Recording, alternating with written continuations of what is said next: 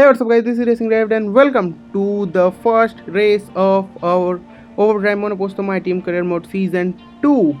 Last season was pretty epic, we got a few wins and the car felt really great. This time, big regulation changes, everything changes and we have got a lot of work to do. If you haven't checked out the pre-season video, do go check that out because there are a lot of great changes. You will enjoy it.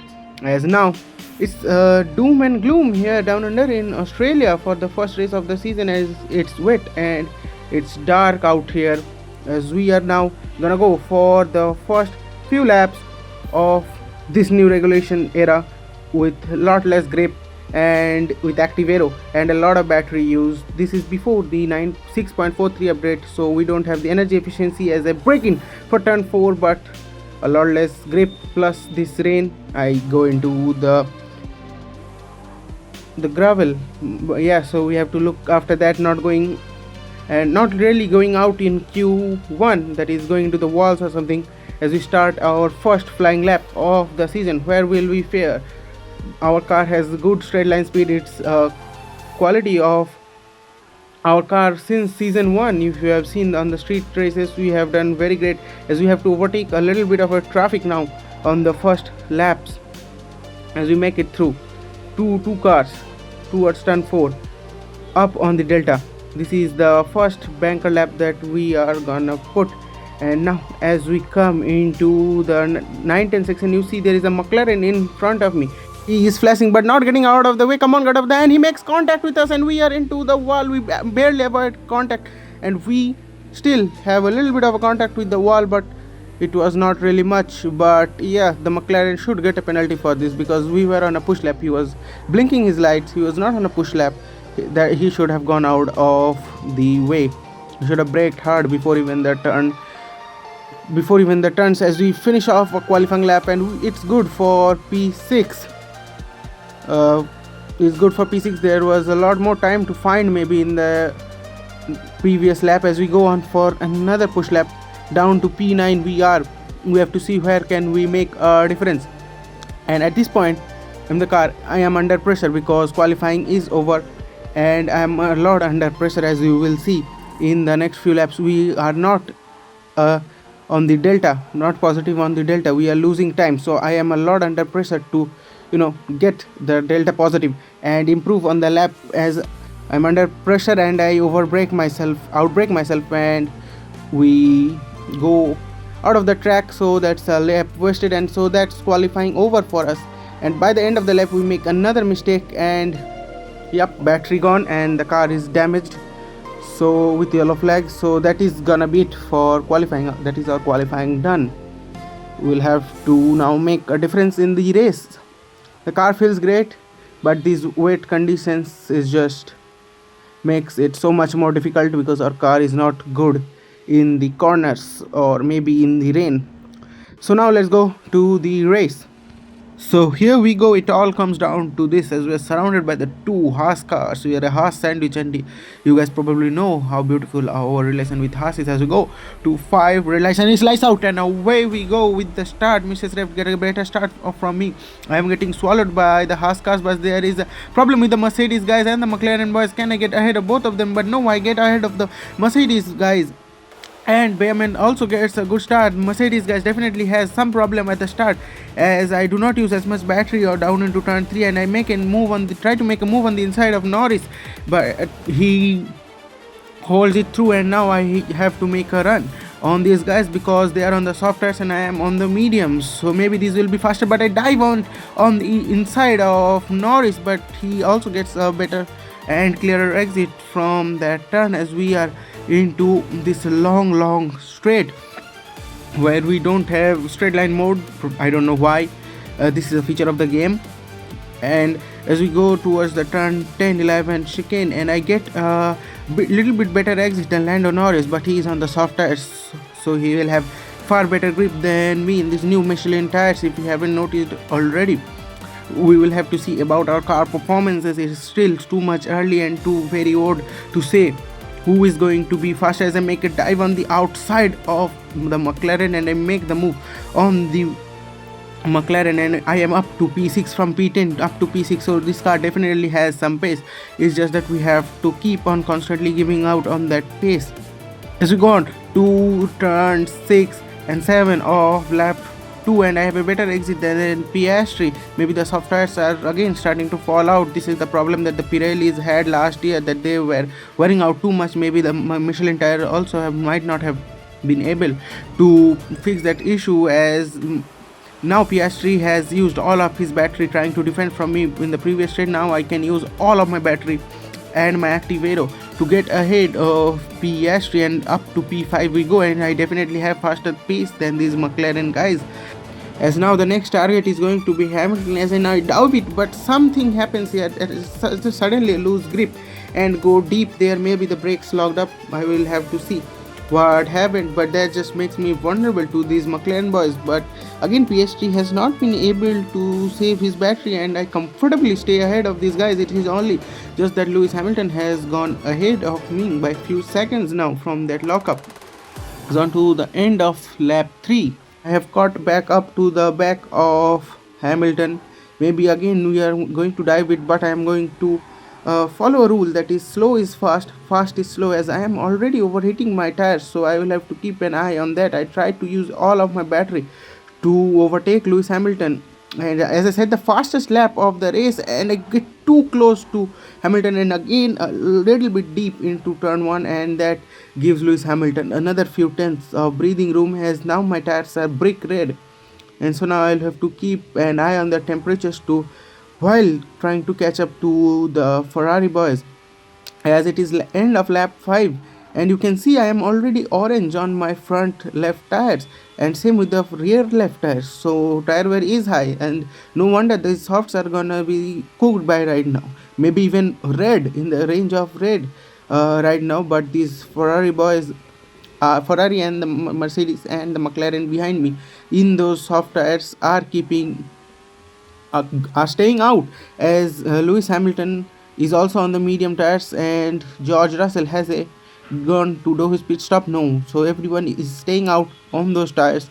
So it is going to be no wonders that within the next few laps I am going to catch them, because my tires in these mediums are already starting to cook themselves. It is already orange, as now you can see I am catching it to the back of this black monster Mercedes, black Mercedes, this time a pure black Mercedes with that monster sponsorship. As you can see, he is using his batteries, I am using his battery, but I stop using my battery because slow is fast and fast is slow. So that is the strategy we are going to follow in 2026. I try to have a better exit than the Mercedes, but that engine, the Mercedes boys have cooked up a very great engine, so I cannot dive it, or even I was too close to diving it on that turn.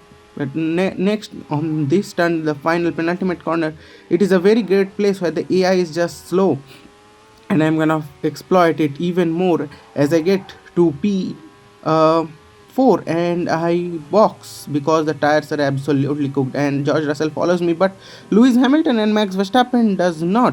Charles Leclerc has already done has also coming in for his pit stop. So that is quite strange what Ferrari are thinking with Hamilton, and Red Bull are thinking with Max Verstappen, because Max Verstappen definitely has to come in at this point, because my medium tires are cooked. So the Verstappen soft tires, no doubt, are absolutely shredded, as I come out behind what was it, the BMW of Gasly it is, as I am in traffic with Cadillac of Bottas, and he does not give me away, so I try to dive it, but even though I have so much more pace than these guys, he's putting up a fight and pushing me back into the McLaren of Norris. So definitely the Norris tried to do an undercut on me, but hasn't really quite worked out, and he with his warm tires dives it. That was a biblical dive, amazing dive from Norris, and he has gone 1 second ahead of me, but no worries, I am on the hard tires, it is gonna come in handy with me. Norris has gone for the soft, so maybe they are trying soft mediums, or I don't know, whatever strategy the AI are trying to do, but it is crazy good. As now you can see how much time I gain through the 10-11 corners sequence on this Cadillac of Bottas, as we go on to the semi-final corner, and I dive it, and Waters just keeps his nose in on the outside. That is great racing from there. I just love it. And on the penultimate corner, I tried to make it a double pass this, but this BMW and McLaren are fighting a little bit.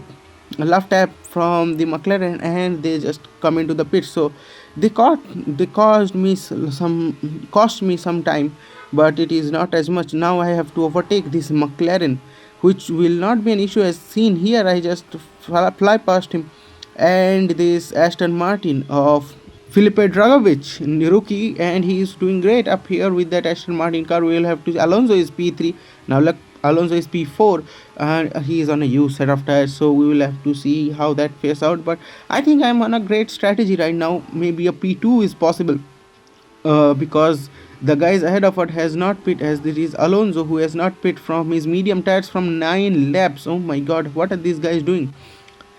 So I use my battery to get ahead of this green Aston Martin.